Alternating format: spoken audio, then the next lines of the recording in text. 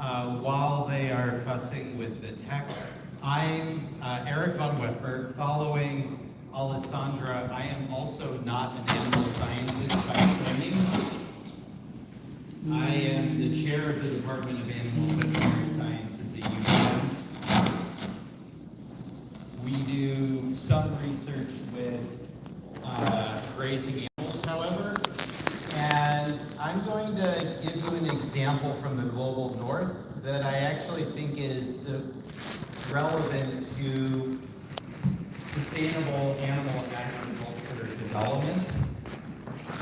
So, bear with me.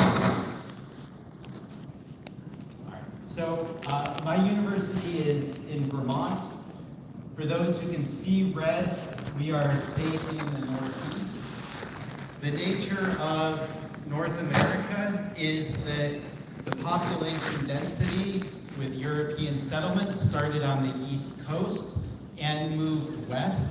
But the East Coast, particularly the Northeast, where New York, Boston, Philadelphia, Washington, D.C. are located, is the area with some of the worst soils in North America. They're shallow, they're rocky, they're poor for agriculture, and that means that agriculture has moved west over time. My state is one of the smallest. We have 600,000 people. My university is older because of the settlement patterns. We are most famous for two things, for Ben & Jerry's ice cream, and this is actually relevant. We are also famous for Bernie Sanders. All right, so as I said, the U.S. was settled by Europeans from the East Coast moving west. What allowed a lot of that settlement in the early 1800s after independence from Britain is the building of canals that linked waterways on the East Coast with richer soils on the West Coast, in the center of the country. This allowed grain, wheat, maize, to be moved to the urban centers of the East Coast and, in many cases, shipped to Europe as well. In my state, up here in Vermont, north of a place called Whitehall, the original settlement by Europeans actually came down from Montreal in Quebec. Vermont is one of two states that has a French state name because we used to be part of Canada. But when a canal was built into Vermont, it was one of the first canals, there was a wave of European settlement who established grain farms. But then better farms were found in Ohio and Illinois. I know among the Vietnamese faculty here, there are many who studied in Michigan, in Illinois, in Ohio, to do their PhDs.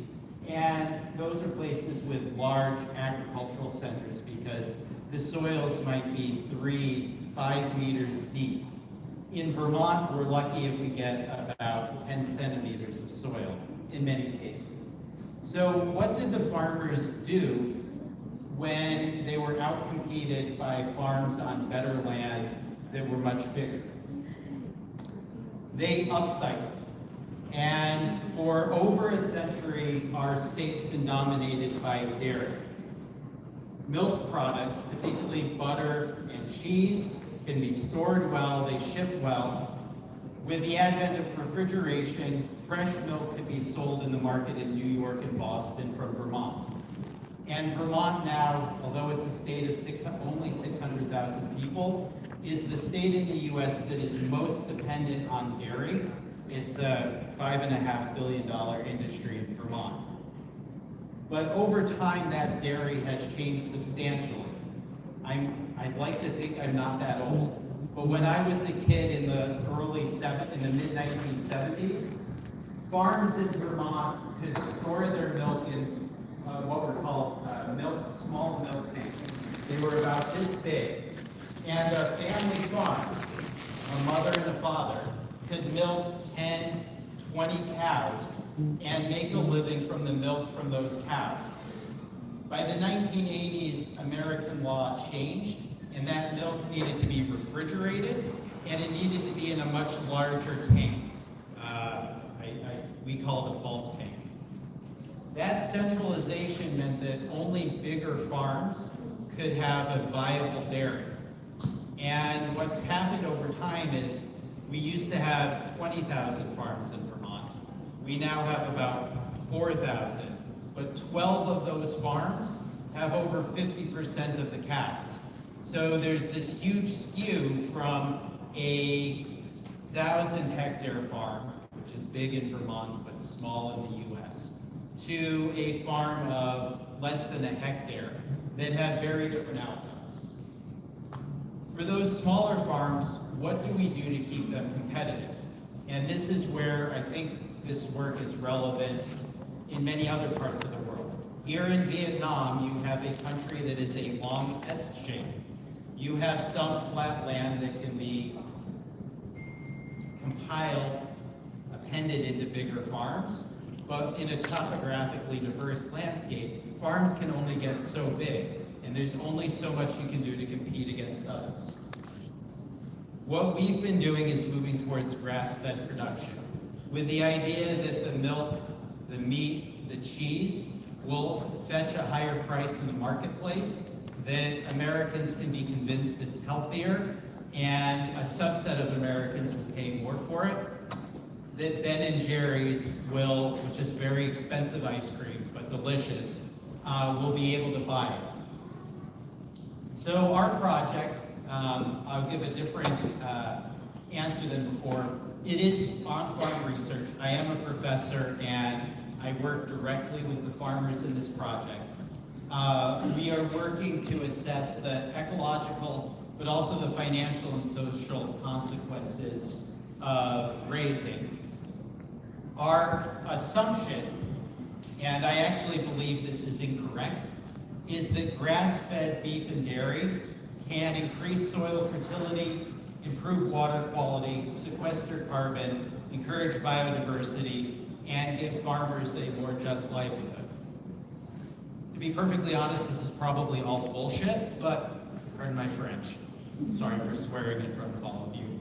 But we hear magical things about grazing from many, and they deserve to be tested. So, to acknowledge my co-authors, I'm going to talk about some work that Travis Reynolds, an economist, has been doing with me. Lily Hancock is our partner in the ecology for this.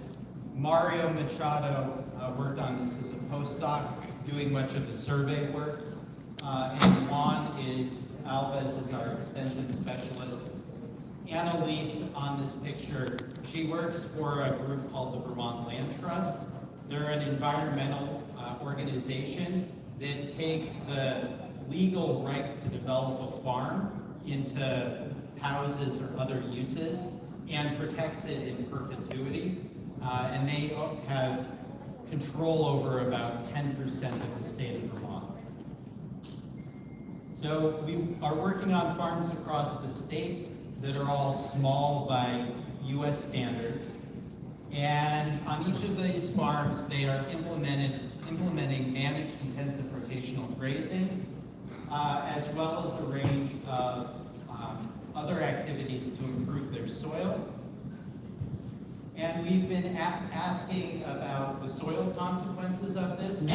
Like Alessandra, I have some background in soil and plants, rather than specifically in animals. Well, as an interdisciplinary project, we're asking if the farms have better finances because of the project, and what it would take for the farmers to continue to adopt these practices. What do they think about it? We began in 2022, and we are currently wrapping up the measurements, so I'll give some information on where we are in this project. For our farmers, the finances may be the most important thing. These are all small family farms, so their labor is important, but these farms have some interesting dynamics. These are farms where one of the members of the family almost certainly works off of the farm. So in many cases, she has another income. She likely has health insurance as part of her non-farm job. But they do the labor, and at least part of how their finances work is the land is worth much more than the actual products they produce. So how do they account for those labor costs? We've been collecting data across the several years of this project. What we're finding is the premium matters substantially, and over time, the grass-fed premium has been going down. Farmers generally, or at least these farmers, don't count their labor for very much. If they were on the open market, they would get $25, $30 per hour for their work. When they are farming for themselves, they frequently take nothing. And the initial cost of grazing varies substantially depending on the fencing that they need or the water they need. Set most of this. For the social implications, these are an interesting set of farmers by and large. Some of them have inherited their family farm. Some of them have gone and bought the farm that they're using. But all of them, many of them are well educated with a college degree. They could go and work on Wall Street in New York if they wanted to. They have chosen to farm as a way of life. And they farm by grazing, by not using chemical inputs, because that's the lifestyle they choose. And this dynamic may be unique to parts of the global north. I think there are farmers like this, I've met farmers like this, in Italy, in Belgium, in Denmark. In the global south, these farmers exist. Last week I toured a farm outside of Hanoi that has several people who used to work at the National Gene Bank with Australian and Japanese masters and PhD degrees who have decided to not work for the Vietnamese government and chose to run their own organic farm instead. I think farmers like this exist. You are welcome to ask whether they can actually feed the world in those numbers. To understand the soil impacts, and for this, I forgot to set my timer, but we're using a structural equation modeling approach to understand multiple impacts from how often farmers actually move their cattle, what they do to supplement the fertility of their soils, to the soil itself, the species they have growing on it, to predict the output of these pastures. Tracking the output of pastures is not trivial. We have highly diverse species composition. It's mostly Eurasian sea rye. So a different set of grasses than would be found here in Vietnam. But estimating their productivity is critical because if farmers are doing rotational grazing, they both need to know when to move their animals, but in a place like Vermont, they have to keep about half of their fields for hay as well, because we have about 4 months of snow that can be a meter deep or more. So to do this, my doctoral student Alex is using a mixture of hand cuttings and rising plate meters to parameterize remote sensing estimates of pasture productivity so that we can take approaches like NDVI to estimate pasture productivity. So with that, since we're not done with the project, I'd like to thank all my partners, particularly thank the 20 farmers that we work with, and hopefully I have left adequate time for questions. Thank you. Thank you very much. So very practical presentation, great. So now is an open floor for questions, please, comments.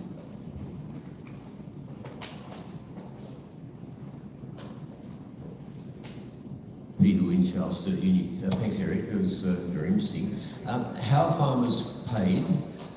Do they milk twice or 3 times a day? And how long are the lactations? So this group of farms are highly variable. 7 of them are dairies, the rest are beef operations. Among the dairies, they differ. The family farm that has been, they're locally famous in Vermont, first to adopt rotational grazing.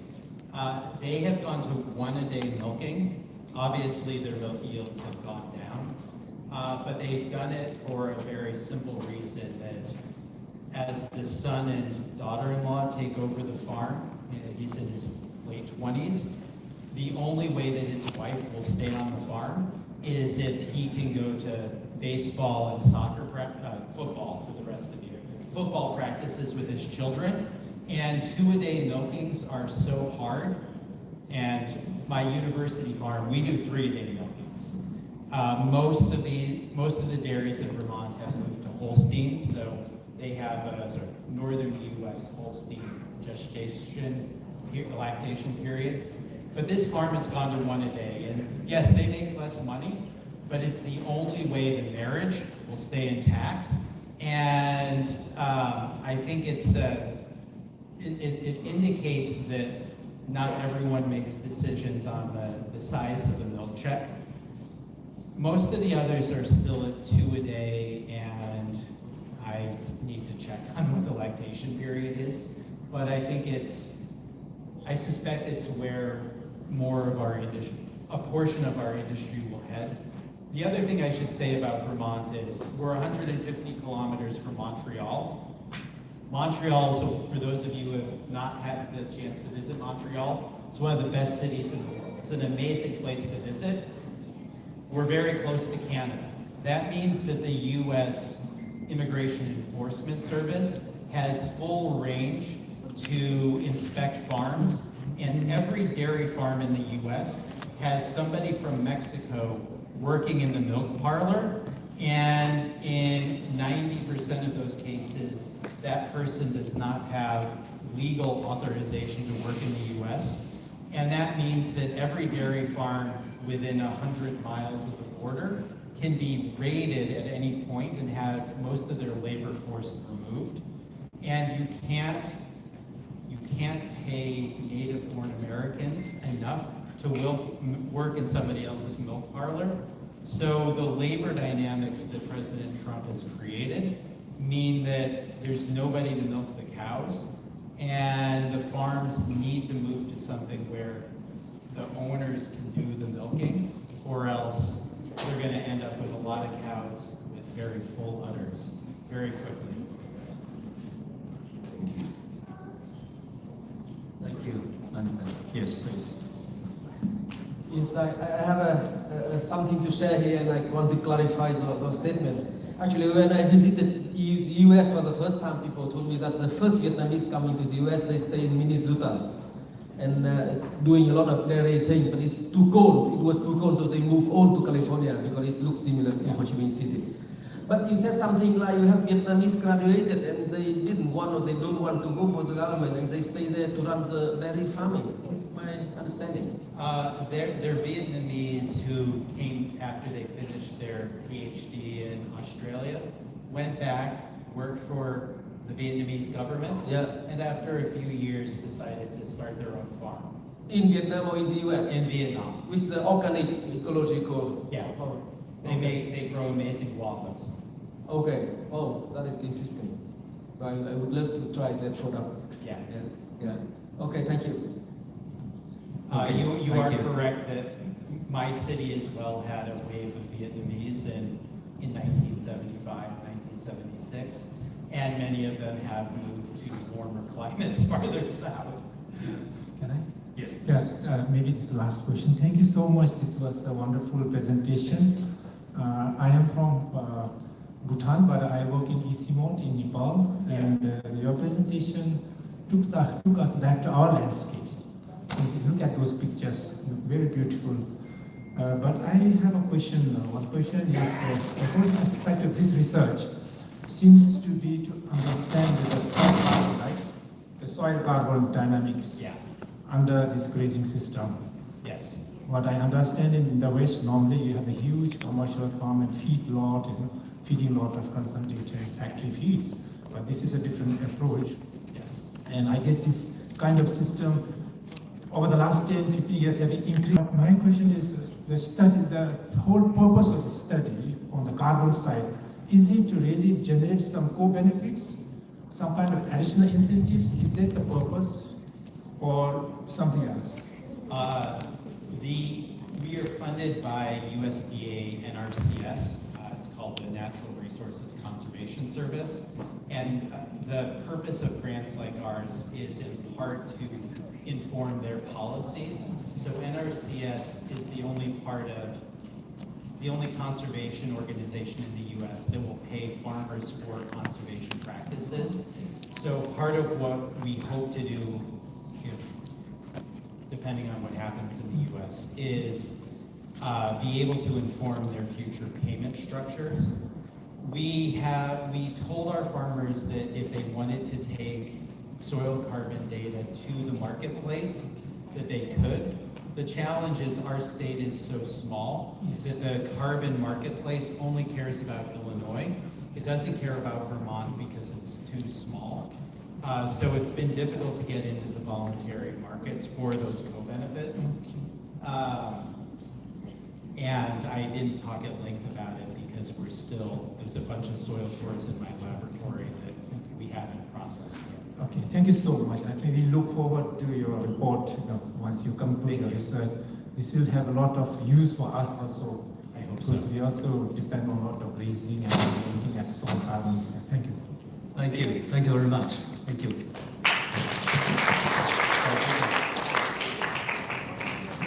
Okay, let's pass on to our next speaker, Professor Rujin Long, who's just chaired the last three talks.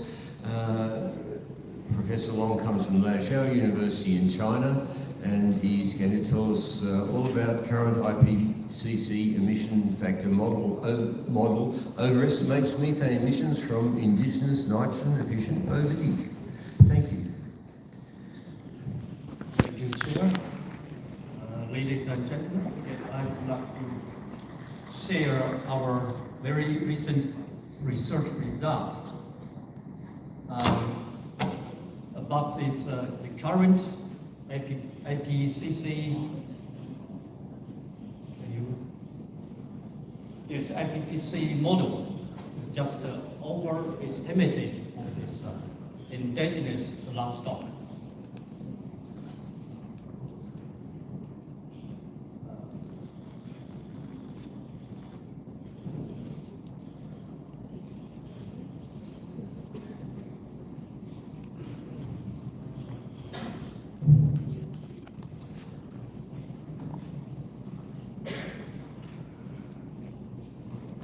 Just go back, please.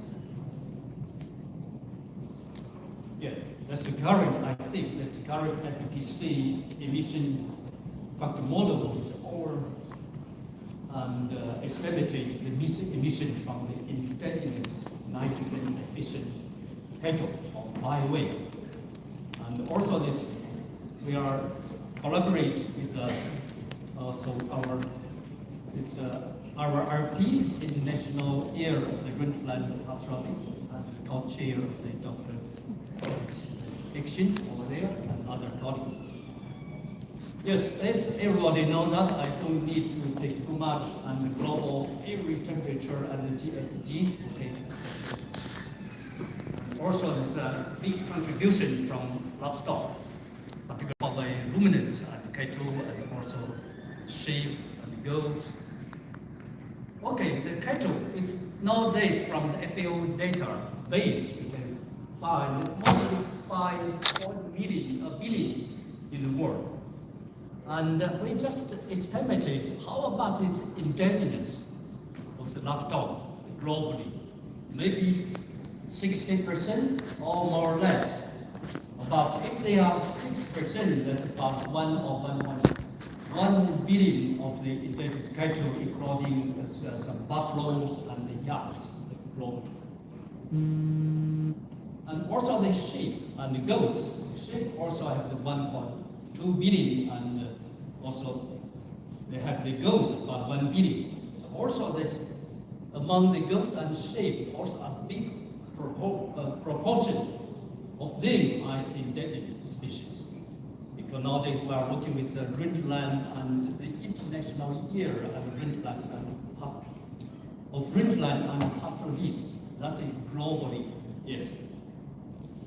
Also here I use this map from our network, the world map of the pastoralists from different across of the world, and we can see Latin America, North America, and Southern Africa. Everywhere we have different, they are local unique species. Also the different indigenous, including ruminants and also the owls and others. And the camel and the reindeer, that's indigenous. Again, this we are celebrate, and our RP is the value of rangeland and pastoralism. The global rangeland, we cover about 54% of the Earth's surface. So you can imagine how many. Also, the rangeland supports the livelihood of the 2 billion humans, including 500 million of the pastoralists from over 1,000 ethnic groups of the pastoralists worldwide. So that's we know some of the indigenous people, and that people must rely on the indigenous animals. Also, the rangeland supports 1/3 of global biodiversity and contains 30% of the global carbon pool. Again, the rangeland provides habitat for over 3 billion of the indigenous livestock, while provide food and incomes. Most of the people living under the poverty and rangeland cost, substance culture, particularly for the indigenous animals and who are living in under the grazing condition. It's very related of the culture. Okay, the question that we know that indigenous livestock, they are mostly it's for the survival because they need to. But also they provide and sustain and essential food and for the pastoralists under the harsh environment. Just the Alexander, who just mentioned, she just mentioned that the past of the climate. That's for example the yak. It was divided from the cattle about 4 million years ago. Not long of these years and a million years adapted and survived, and how we see all the indigenous livestock maybe survival and for the first, then provide some essential the matters to the people. But the improved livestock or cattle or beef or dairy, maybe this is just a purpose for the production and for the milk, for the beef, the favorite maintenance and food condition. They don't need to worry about the food, and they just give the more production. I still, yes, they have this major emission from the indigenous animals be our estimated by IPCC Tier 2. So we try to address these questions because there's too much of the indigenous animals.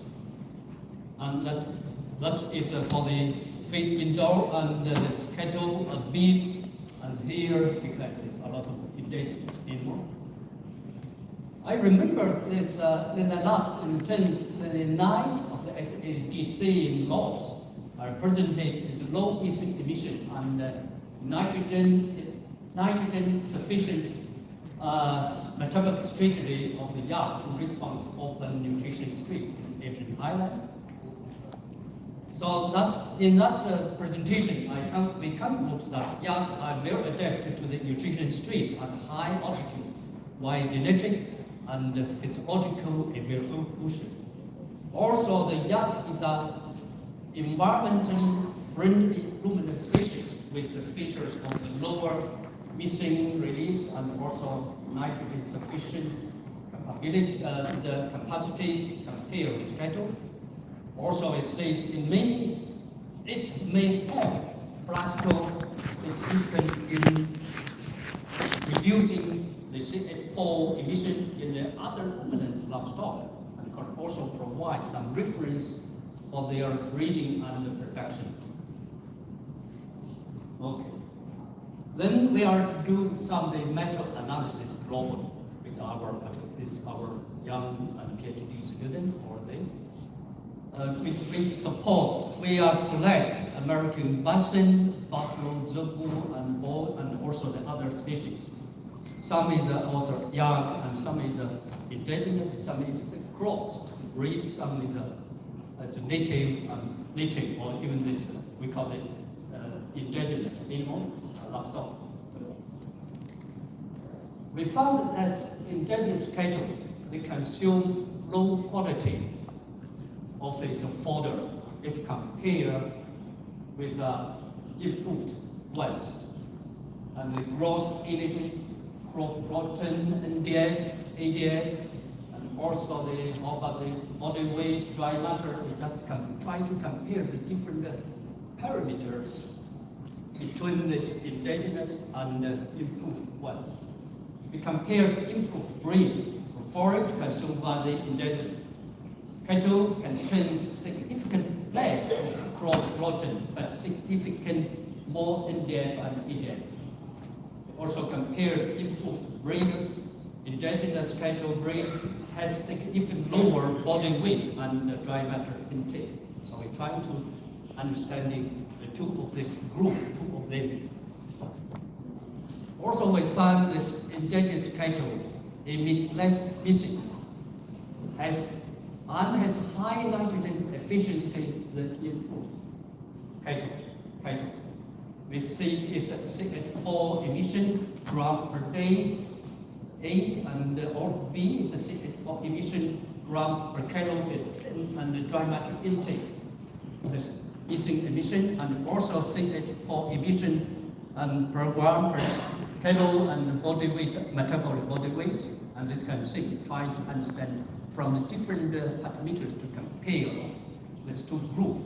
Improved cross indigenous, even the wild one, which is the bison, American bison, or this decline and regarding of this missing commission. Also the nitrogen excretion and utilization. We found also the indigenous one, this high efficient use of that nitrogen if compared improved. Okay, here is methane emission among these cattle categories. On the left, on the far left, that's improved. And then the crossed, well, this group is indigenous. So this paper we already submitted its proofs 3 years ago, 3 weeks ago. It will be online. It's in the Journal of the Communication and Environment. So we found here in this data that improved one, they have high the CH4 emission per gram kg and the dry matter intake. Also the CH4 emission gram per kg and the body and the material body weight. So we can see this yellow one and here, and this particular for indigenous is quite low. It's from dairy cow, beef, and we select this different species. Again, for the urine nitrogen excretion and nitrogen retention among this cattle category.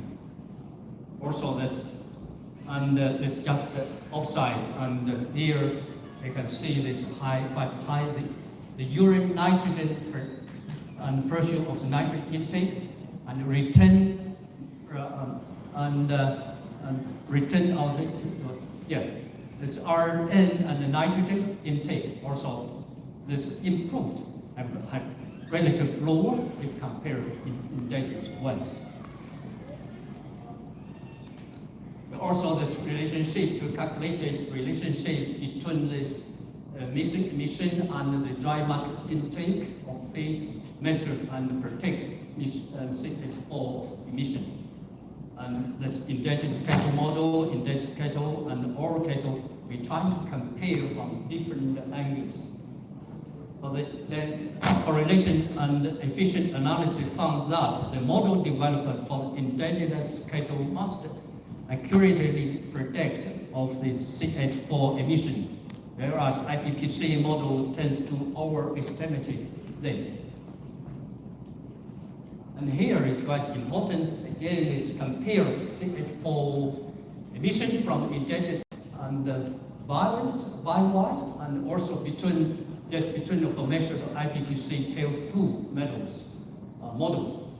We can see here it's a buffalo. It's buffalo, and its measurement is about 16, but IPPC shows 23 for the yak, and also almost 16, and also IPPC shows this 23. If we are calculated back and how much of the overbreed, for the cattle about 45%, and for the yak about 39%. But anyway, we have to say that nowadays we are not getting much from the buffalo from the others. That's why, and we are here, we just invited different countries, different groups, maybe later on we can join together to do some further research, focus on that to get the more data, and we can use the emission from indigenous cattle are overestimated by using IPCC 2 model. So this we are fine if we have this more sufficient of the data from different species, we can get more accuracy and to compare with IPCC data. So for the yak, in the Asian highland, it's a yak population about 20 million. The countries with 10 countries or the 11 countries, they are very directly related with the ethnic group, and about 40. This yak provide everything to the local herds, and our friends from ASMOD, from the South Asian countries, they are also focused on the yak. Also, yes, the yak is an environment-friendly animal because it's kind of a low carbon, kind of things I already talked about. Also, the current year we are doing the production from the CH4 production from the grazing yak, as per we use is SF6 measures. And we are doing this in a high altitude. So this also we have this figure, and if this is not directly compared, that's 10 years ago, or that's more than 10, 15, 14 years ago, we have these applications. If we compare referentially and use a reference, also the yak is a kg, and the metabolic weight is quite low if we compare others. Also, we use the indoor feeding. We do this comparison of yak and cattle CH4 emission under indoor feeding conditions. That's yak, that's cattle, and we're also working with sheep, and there's Tibetan sheep, there's introduced and other, the common sheep to compare. That's just finished. And this we also use is a chamber. We use chamber, the feed of the different level of the feed. We just carry of the grass or then to feed them. Also, we found this if compared cattle, yak have significant lower missing emission and high total qualitative fat acid production when the feed of the native forage. For example, the voluntary intake and 66% voluntary intake and 33 as well. Yes, if I calculated the growth of the Asian highland regarding of the indigenous yak, okay, yes, because yak, the low emission from high efficient utilization is a growth of the yak. You can find about 39% of the overestimated, and equally per year about 7 million tons of the corn. Yeah. And yes, this we are do this directly. We use about over 170 yak of the data and come together to calculate this kind of emission and high efficient nitrogen utilization. now we are our students and how we can apply to use this unique and low mixing of high efficiency of nitrogen. Use this because we use this you know this cattle yak, we call cattle and yak, we get a cross and a hybrid. And for the male is for the meat production, for the female we call cattle yak is the milk production. Okay, and also that we found that the hybrid of the cattle yak also have the similar traits of the things. Here is that's our student over there. We do this kind of compare about yak and animals and yes, these three different species, yak and cattle yak and cattle. Okay, we also found the same result. The yak with lower, the hybrid just in between this hybrid with cattle. Yes, the hybrid and cattle. That means we can use a low basic emission animals to cross with other, and then we get some results. Also, this get high production here of milk and meat production. That is low basic and high use of the nitrogen sufficiency. Okay, this nitrogen also, if we compare yak, cattle, and cattle yak, also the yak is bottom, and the cattle yak is between. So this big unit excretion comes. Okay, so as you talk, where it's a fate of different level of the dietary nitrogen intake. Also the red one, the yak, they almost constant, but the cattle, they have to decrease and lose a lot of body weight. Okay, take home message and in the cattle breed demonstrate low missing, okay, I already mentioned. And IPPC has our estimated basic emission from indigenous livestock is model required maybe to and collaboration. In particular, we also can use these unique things and how to cross and to the other high production animals. Okay, actually, we try to establish this kind of Asian highland pastoralist and how we can work together to find more data. And we already achieved some. And this, and tomorrow or the day after tomorrow, we will have the particular this young Himalaya young of the pastoralism. Then we will discuss again for the leverage platform as a SAADC, IFO, and also our RP, how to use this different platform, build maybe more broadly research group focused on the indigenous animals and to get some more data. Also. Okay, thank you very much.